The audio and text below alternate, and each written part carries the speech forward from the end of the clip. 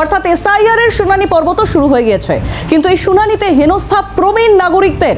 SIR এর শুনানিতে ডাক 85 ঊর্ধ্ব ভোটারদের বাড়িতে গিয়ে শুনানি এবং 85-র কম বয়সীদের শুনানি কেন্দ্রে হাজিরার নির্দেশ তো দেওয়া হয়েছে কমিশনের তরফে, কিন্তু তা সত্ত্বেও বৃদ্ধদের ডাক কিভাবে, 85 ঊর্ধ্বরা 85 অনূর্ধ্বরা এবং কিভাবে তারা শুনানিতে হাজির হবেন, এবং কিভাবে তারা হাজিরা দেবেন, তা নিয়ে ইতিমধ্যেই উঠছে প্রশ্ন। কারণ একাধিক দিক থেকে যে ছবি আমরা দেখেছি সেই ছবি আসছে, একাধিক ভোটাররা রয়েছেন যারা ইতিমধ্যে শুনানিতে ডাক পেয়েছেন, কিন্তু তারা রীতিমতো অসুস্থ, তারা বৃদ্ধ, কিভাবে তারা যাবেন তা নিয়ে কিন্তু এবার প্রশ্ন উঠছে। শর্মিষ্ঠা। একেবারে সঞ্চারীর সঙ্গে আমি শর্মিষ্ঠা রয়েছি, নিউজরুম থেকে রয়েছি। দুপুর 12:01 অবশ্যই যে গুরুত্বপূর্ণ খবরের দিকে আমাদের নজর রয়েছে তা হচ্ছে খুব স্বাভাবিকভাবে গত 3 দিন ধরে যে এই বাংলা এসআর এর দ্বিতীয় পর্যায়ের তৃতীয় দিনের শুনানি পর্ব চলছে, এই শুনানিতে সঞ্চারী আমরা প্রথম দিন থেকে দেখেছিলাম যেভাবে অন্তত একের পর এক মানুষ তো আসছে, বিশেষ করে নো ম্যাপিং ভোটারদের যাদেরকে চিহ্নিত করা হয়েছে, যাদের কাছে নোটিশ গেছে তারা তো আসছেন, কিন্তু এর মধ্যে একটা উল্লেখযোগ্য দিক হলো যারা বয়স্ক মানুষ, অশীতিপর বৃদ্ধ বৃদ্ধা, তাদেরকে অন্তত এই শুনানিতে আসতে হচ্ছে। আজকে সকাল থেকেও একাধিক ছবি দেখিয়েছি যেখানে প্রবল ঠান্ডার মধ্যে ঠক ঠক করে যখন গোটা বাংলা কাঁপছে, এর মধ্যে 85 ঊর্ধ্ব থেকে শুরু করে একাধিক অশীতিপর বৃদ্ধ বৃদ্ধারা তারা রীতিমতো আসছেন হাতে একাধিক নথি নিয়ে, অপেক্ষা করছেন। শুধু তাই নয়, কমিশন এবার বলছে, তারা আগেই জানিয়েছিল যে এই 85 ঊর্ধ্ব ব্যক্তিদের অন্তত হিয়ারিং এ যাতে আসতে না হয় তার জন্য অন্তত বাড়ি বাড়ি গিয়ে কমিশন সিদ্ধান্ত নিয়েছে, সেক্ষেত্রে তারা গোটা বিষয়টি দেখবে। কিন্তু এই গোটা বিষয়ে দৃষ্টি আকর্ষণের জন্য তৃণমূলের একটি প্রতিনিধি দল আজকে কিন্তু কমিশনের দ্বারস্থ হতে চলেছে। সঞ্চারী। একদমই সেই প্রশ্নই উঠছে এবং একাধিক সেই দাবি নিয়ে কিন্তু তৃণমূলের প্রতিনিধি দল তারা কমিশনে যাবেন, কিন্তু 85 ঊর্ধ্ব প্রথমেই কমিশনের তরফ থেকে বলা হয়েছিল যারা 85 ঊর্ধ্ব তাদের বাড়ি বাড়ি গিয়ে শুনানি হবে, কিন্তু তারপর যে ছবি আমরা দেখতে পেয়েছি, কারণ আজকে শুনানির তৃতীয় দিন, সেই তৃতীয় দিনে যে ছবি সামনে আসছে, যেমনটা শর্মিষ্ঠা বলছিল যে একাধিক বৃদ্ধকে কিন্তু আমরা দেখছি, বৃদ্ধ বা বৃদ্ধা তারা আসছেন, রীতিমতোই প্রচন্ড ঠান্ডা, ডিসেম্বরের ঠান্ডা এবং জাঁকিয়ে ঠান্ডা পড়েছে বাংলায়, সে খবরও আমরা পাচ্ছি এবং সেই ছবি আমরা দেখতে পাচ্ছি, সেখানে রীতিমতো তারা আসছেন শুনানিতে হাজিরা দিতে। লাইভে সরাসরি রয়েছেন আমাদের সঙ্গে অভিরূপা হাজরা, একটু অভিরূপার সঙ্গে কথা বলি। অভিরূপা, শুনানি শুরু হয়ে গিয়েছে, কিন্তু সেখানে প্রশ্ন যেখানে উঠছে যে বৃদ্ধ বৃদ্ধা যারা, তাদের শুনানিতে ডাক, এবং এক্ষেত্রে এমনও দেখা গিয়েছে যারা একেবারেই অথর্ব, যাদের পক্ষে বিছানা থেকে ওঠা বা বাড়ি থেকে বেরোনো সম্ভব হচ্ছে না, সেই সমস্ত বৃদ্ধ বৃদ্ধাদেরও কিন্তু বাড়ির লোক ধরে নিয়ে আসছেন শুধুমাত্র তাদের শুনানিতে ডাকা হয়েছে বলে। এ বিষয়ে কমিশনের তরফ থেকে কি জানা হচ্ছে?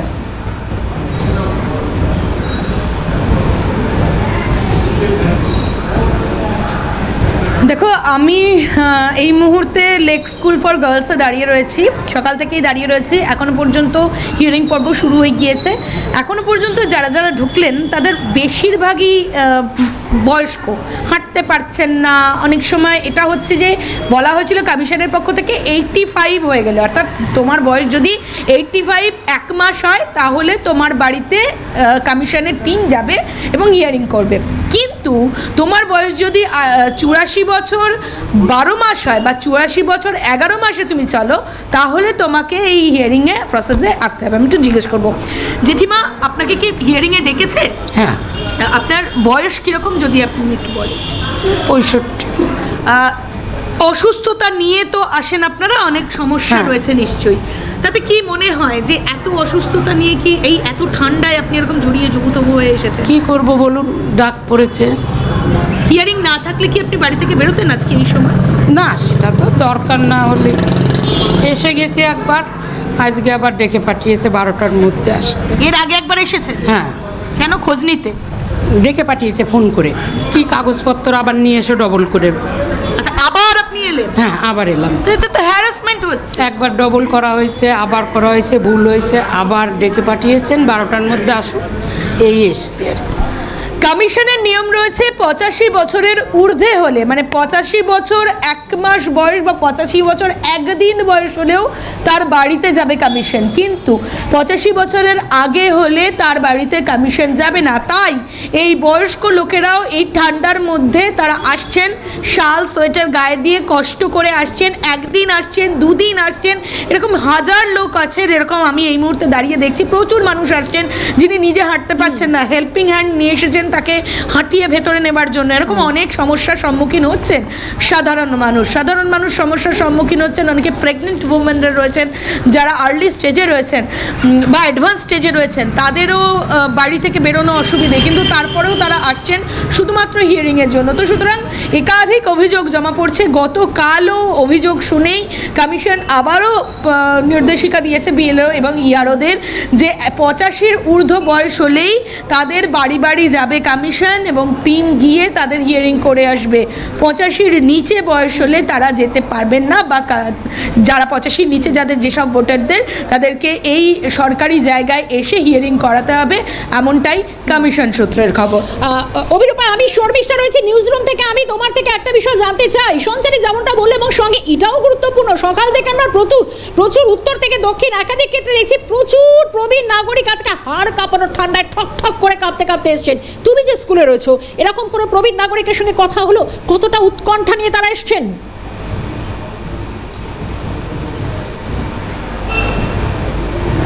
অবশ্যই কথা হলো শর্মিষ্ঠা। সকাল থেকেই তো আমরাও দাঁড়িয়ে রয়েছি এবং আমাদের দেখে অসুবিধা হচ্ছে, মনে হচ্ছে অত বয়স্ক লোক, কিন্তু অনেকেই যার 84+ বয়স, 84 বয়স, তাদেরকেও আসতে হচ্ছে। এবং শুধু তাই নয়, অনেকের পায়ে ব্যথা রয়েছে এর আগে, অর্থাৎ 70 আপ। আমি কিছু লোকের সাথে কথা বললাম যারা 70 আপ, তাদেরকেও আসতে হচ্ছে। তার কারণ হচ্ছে পায়ে ব্যথা নিয়ে, শরীরের অন্যান্য কষ্ট নিয়েও তারা আসছেন কি না, বিএলও তাদেরকে ডেকেছেন, হিয়ারিংয়ে তাদেরকে ডাকা হয়েছে এবং তারা এসে উপস্থিত হচ্ছেন। ফলত তুমি এই মুহূর্তে দেখছো এই যে বয়স্ক মানুষটি এই মুহূর্তে হিয়ারিং স্থলে প্রবেশ করছেন।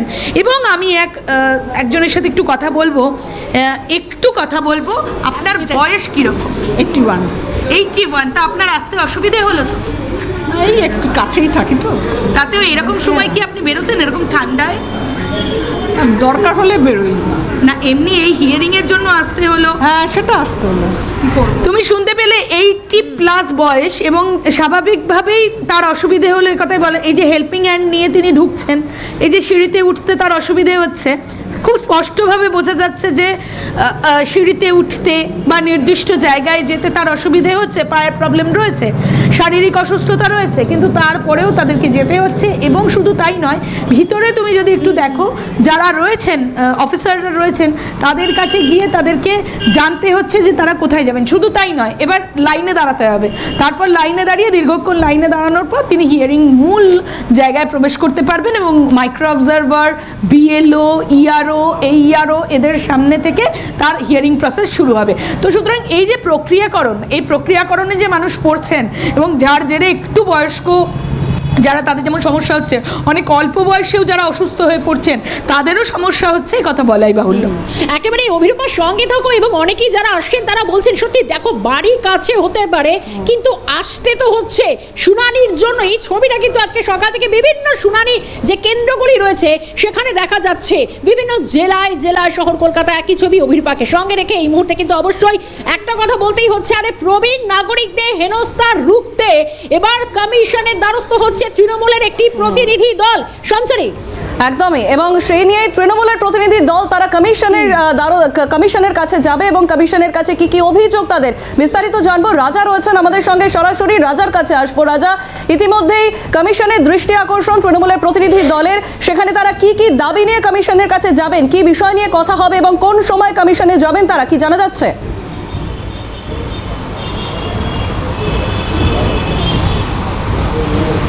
দেখো, হাওয়া অফিস বলছে আজকে সর্বোচ্চ তাপমাত্রা 22 ডিগ্রি সেন্টিগ্রেডের কাছাকাছি থাকবে এবং সর্বনিম্ন 13 ডিগ্রির কাছাকাছি থাকবে। ফলত যেভাবে উত্তুরে হাওয়া বইছে, প্রবীণ নাগরিক যে সকল বাবা মায়েরা অসুস্থ তাদেরকে আসতে হচ্ছে, হেনস্থা শিকার হতে হচ্ছে। অভিষেক বন্দ্যোপাধ্যায়, তৃণমূল কংগ্রেস সর্বভারতীয় সাধারণ সম্পাদক অভিষেক বন্দ্যোপাধ্যায় গতকালকে এই গোটা বিষয়টি নিয়ে তিনি প্রতিবাদ করেছেন। তিনি দৃষ্টি আকর্ষণ করছেন নির্বাচন কমিশনের। তিনি বলছেন, যদি প্রবীণ নাগরিকদের ভোট গ্রহণ করবার জন্য নির্বাচন কমিশন পোস্টাল ব্যালটের ব্যবস্থা করতে পারে, বাড়িতে বাড়িতে গিয়ে ভোট গ্রহণ করতে পারে, তাহলে শুনানির ক্ষেত্রে কেন নয়? তাহলে সেখানে কেন এই 85 বছর বয়সটাকে ধরে রাখা হবে? অর্থাৎ সব মিলিয়ে এই গোটা বিষয় নিয়ে আজকে দৃষ্টি আকর্ষণ করতে নির্বাচন কমিশনের সিইও দপ্তরে যাবে 5 সদস্যের তৃণমূল কংগ্রেস প্রতিনিধি দল। রাজ্যের 2 সাংসদ পার্থ ভৌমিক এবং বাপি হালদার এবং একই সঙ্গে 3 মন্ত্রী শশী পাজা, পুলক রায়, বীরবাহা হাসদা, এই 5 সদস্যের প্রতিনিধি দল তারা পৌঁছবে নির্বাচন কমিশনে। তারা দৃষ্টি আকর্ষণ করবেন যে এই বৃদ্ধ ব্যক্তি, বাড়ির বাবা মায়েরা তারা কিভাবে পৌঁছচ্ছেন, অ্যাম্বুলেন্সে করে পৌঁছচ্ছেন, কেউ বা হুইল চেয়ারে পৌঁছচ্ছেন, কেউ অ্যাম্বুলেন্স থেকে নামতে পারছেন না, অক্সিজেন চলছে। বুঝতে পারছো, পশ্চিমবঙ্গের প্রত্যেকে বাঙালিদের সঙ্গে হেনস্থা করছে কে? নির্বাচন কমিশন।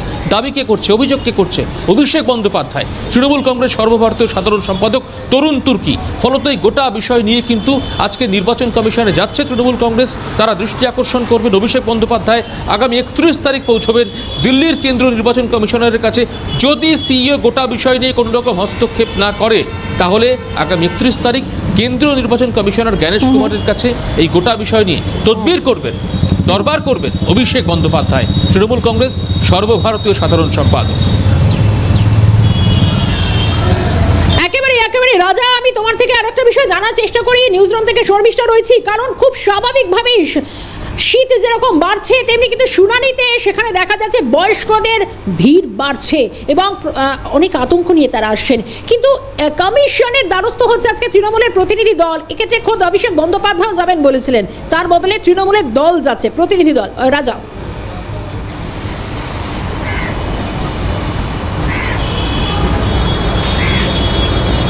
শর্মিষ্ঠা, তোমাকে জানাই যে আজ এক সিনিয়র সাংবাদিকের সঙ্গে কথা হচ্ছিল, তিনি বললেন তার মাকেও শুনানিতে ডাকা হয়েছে। অর্থাৎ গোটা বিষয় নিয়ে বুঝতেই পারছো, অভিষেক বন্দ্যোপাধ্যায় তিনি গতকালকে বলেছিলেন যে তিনি প্রতিনিধি দল পাঠাবেন। অভিষেক বন্দ্যোপাধ্যায় আগামী 31 তারিখ পৌঁছবেন দিল্লিতে, কেন্দ্রীয় নির্বাচন কমিশনার জ্ঞানেশ কুমারের সঙ্গে সাক্ষাৎ করবেন, দাবি করবেন যে লজিক্যাল ডিসক্রিপেন্সি 1,36,00,000 নাম যাদের লজিক্যাল ডিসক্রিপেন্সির তালিকায় রয়েছে, সেই তালিকাটা কোথায়?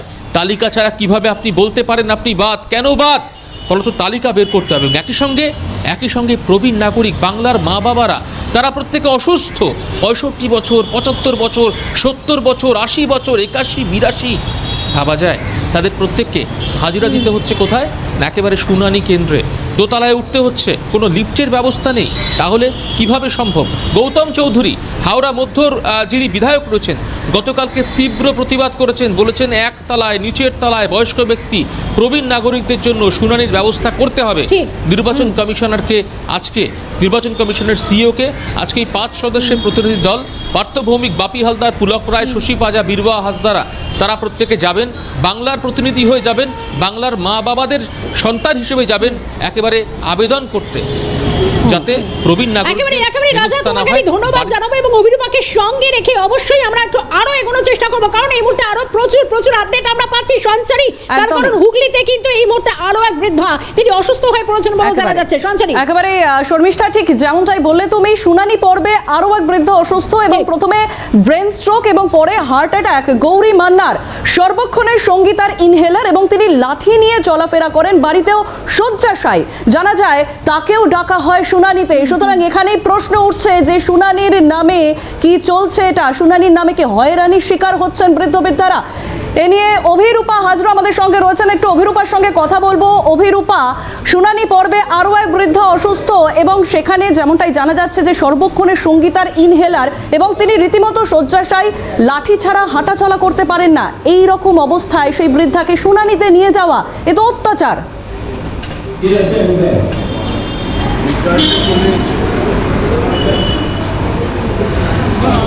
অবশ্যই, এবং সবথেকে বড় বিষয় তার যে শারীরিক অসুস্থতা রয়েছে সে কথা তো আর নতুন করে কিছু বলতে হবে না, কিন্তু সেক্ষেত্রে কমিশনের একটাই উত্তর যে যাই হোক না কেন 85 বছর বয়সে বেশি হলে, অর্থাৎ 85 বছর একদিন বয়স হলেও তার বাড়িতে হিয়ারিং টিম যাবে, কিন্তু 85 বছর জাস্ট বলো যায় তার এবং 84 বছর 12 মাস বা 84 বছর 11 মাস যাদের বয়স তাদের বাড়িতে হিয়ারিংয়ের জন্য যাওয়া হবে না, তাদেরকে আসতে হবে এরকম সরকারি কোনো জায়গায় যেখানে হিয়ারিং প্রসেস হচ্ছে সেখানে তাদেরকে আসতে হবে এবং তাদের সমস্ত কাগজপত্র জমা দিতে হবে। এবার হচ্ছে অসুস্থতার প্রশ্ন, এই অসুস্থতার প্রশ্নর কথাই তুলে ধরবে কে, অর্থাৎ অভিযোগটাই বা করবে কে। সেক্ষেত্রে যেহেতু অভিযোগ এখনো পর্যন্ত কিছু আসেনি সেজন্য কমিশন কালকে পর্যন্ত একটা নির্দেশিকা দিয়েছিল যে 85 ঊর্ধ্ব হলেই তার বাড়িতে, সেই ভোটারের বাড়িতে কমিশনের টিম যাবে, সেখানে ইআরও, মাইক্রো অবজারভার, বিএলও সকলে যাবেন, কিন্তু 85 নিচে হলে সেটা যাবেন না। কিন্তু অনেক ক্ষেত্রেই দেখা গেছে, আমাদের রাজ্যের অনেক ক্ষেত্রেই দেখা গেছে যে 70-এর বেশি হলেই অনেকে অসুস্থ হয়ে পড়ছেন, 60-এর বেশি হলেই অনেকের পায়ে ব্যথায় ভুগছেন। তো সুতরাং এই ধরনের অসুস্থতায় যারা ভুগছেন তাদের জন্য কি হবে, প্রেগনেন্ট উইমেন যারা রয়েছেন, যারা আর্লি স্টেজে থাকুক বা অ্যাডভান্স স্টেজে থাকুক, তাদের ক্ষেত্রে কি করবে সে সম্পর্কে এখনও পর্যন্ত কমিশনের কাছে কোনো অভিযোগ যায়নি। সেই কারণে কমিশন এখনও পর্যন্ত কোনো উত্তর দেয়নি। কমিশনের কাছে কোনো অভিযোগ গেলে তার উত্তর কমিশন দেবে। তবে আজকে যে তৃণমূলের দল যাচ্ছে তারা যে অভিযোগগুলো করবে সেই অভিযোগের ভিত্তিতে কমিশন কী সিদ্ধান্ত নেয় অবশ্যই সেটা দেখার বিষয়। কিন্তু আপাতত এখনও পর্যন্ত আমরা যে জায়গায় এই মুহূর্তে দাঁড়িয়েছি সেই এখনো পর্যন্ত কিন্তু কমিশনের একটাই সিদ্ধান্ত, 85 বছরের অভিরূপা, অর্থাৎ পরবর্তীতে কমিশনের সিদ্ধান্ত বদল হয় কিনা বা এর বিকল্প কোনো রাস্তা তৈরি হয় কিনা সেদিকে নজর অবশ্যই থাকবে। অভিরূপা, আপাতত ধন্যবাদ। সরাসরি ছিলেন আমাদের প্রতিনিধি অভিরূপা হাজরা। শর্মিষ্ঠা, এই সময় এই আলোচনা তো আমাদের চলবে, তবে সময় একটা ছোট বিরতির হয়েছে, একটা বিরতি নেব আমরা, তারপরেই ফিরছি আবার জিরো আওয়ারে। ফিরলাম বিরতির পর জিরো আওয়ার নিয়ে। নিউজ রুম থেকে রয়েছেন আমার সহকর্মী শর্মিষ্ঠা। একদমই তাই সঞ্চারী, এবং এতক্ষণ আমরা শহর কলকাতার বেশ কিছু জায়গা শুনানি কেন্দ্রগুলো ছবি তুলে ধরছিলাম, জেলায় জেলায় হাড় কাঁপানো ঠান্ডার মধ্যে। এবার আমরা উত্তরের দিকে একটু নজর রাখবো, জলপাইগুড়ির দিকে, যেখানে প্রবল ঠান্ডা, প্রবল ব্যাপক কুয়াশার মধ্যে সেখানে শুনানি পড়বে তৃতীয় দিন। প্রচুর মানুষ আসছেন, প্রচুর ভোটার আসছেন। সকাল থেকে ছবি দেখেছি একজন 85 বা 80 পার করা বৃদ্ধ, তাকেও দেখা গিয়েছিল লাঠি হাতে, বয়সের ভারে নুব্জ তার শরীর, তাকেও আসতে হচ্ছে হিয়ারিং পর্বে। অনেকে আসছেন, তাদের মধ্যে ভয় রয়েছেন, তাদের মধ্যে আতঙ্ক রয়েছে, উৎকণ্ঠা রয়েছে, নাম তোলা যাবে কিনা। জলপাইগুড়ি একটু ছবিটা দেখাই সঞ্চারী। জলপাইগুড়িতে দেখাচ্ছি প্রচণ্ড কুয়াশা, ঠান্ডা, তার মধ্যে একবার জলপাইগুড়ির ছবিটা দেখাই আমরা, তাহলে ব্যাপারটা আরও অনেকটা স্পষ্ট হবে। কারণ জেলায় জেলায় যেভাবে হাড় কাঁপানো ঠান্ডা, উত্তর থেকে বিভিন্ন পশ্চিমাঞ্চলের জেলাগুলিতে যেরকমই শীত, এবং সেক্ষেত্রেও দেখা যাচ্ছে যে শুনানি পর্বে ভিড় জমাচ্ছেন বহু ভোটার। একদমই তাই, জেলাতেও একই ছবি চোখে পড়ছে। শুধুমাত্র কলকাতায় নয়, জেলাতেও কিন্তু জলপাইগুড়ি জেলায় ভোটার শুনানি, সকাল থেকেই কুয়াশায় ঢাকা চারিদিক, তার মধ্যেই কিন্তু চলছে শুনানি পর্ব। ঝিলাম রয়েছেন আমাদের সঙ্গে, সরাসরি ঝিলামের কাছে আসবো। ঝিলাম, রীতিমতো জাঁকিয়ে পড়েছে ঠান্ডা, বছরের শেষে হাড় কাঁপানো ঠান্ডা, জেলাতেও একই ছবি এবং জলপাইগুড়িতে তো বিশেষ করে কুয়াশায় ঢাকা। শুনানি পর্বের তৃতীয় দিন, ঠিক কী ছবি সেখানে?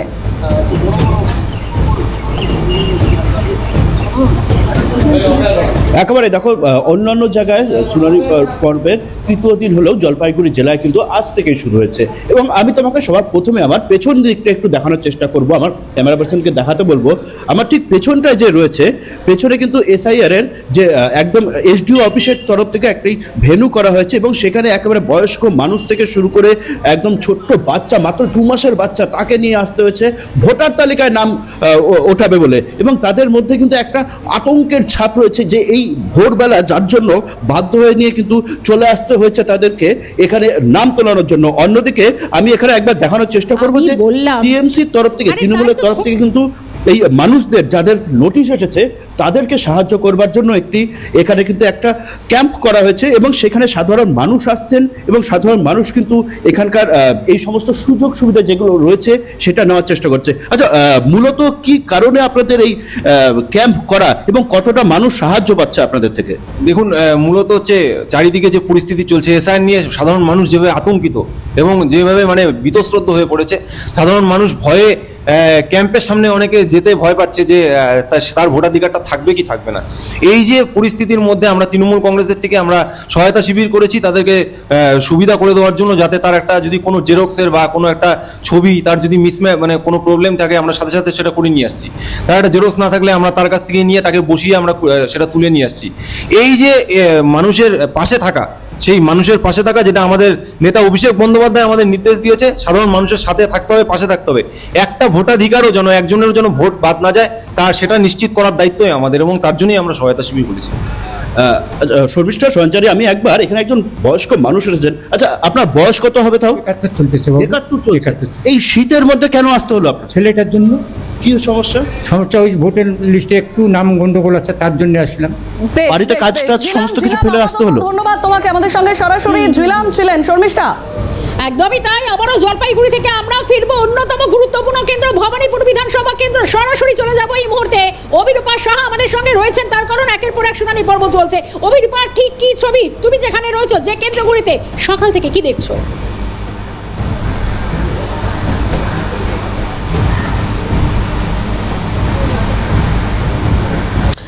দেখো, ভবানীপুর বিধানসভার অন্তর্গত বেলতলা গার্লস হাই স্কুলে রয়েছি।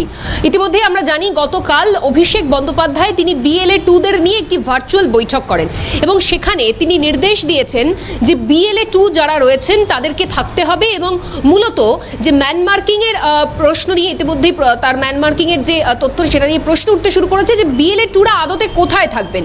আমরা যেখানে রয়েছি তোমাকে দেখাবো ছবিটা, এই বেলতলা গার্লস হাই স্কুল, যেখানে কিছু সময় আগে একটা উত্তেজনা তৈরি হয়। একজন নিজেকে BLA পরিচয় দিচ্ছেন, যিনি নিজেকে আদতে তিনি কে, তিনি নিজেও সেই প্রশ্নের কোনো উত্তর দেননি।